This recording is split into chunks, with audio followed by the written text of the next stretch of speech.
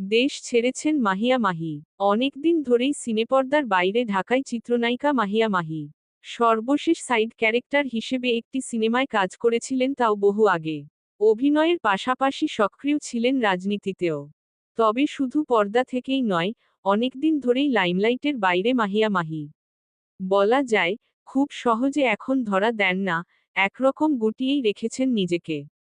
এমন সময় এলো এই নায়িকার দেশ ছাড়ার খবর, যা অভিনেত্রী নিজেই সামাজিক মাধ্যমে জানিয়েছেন।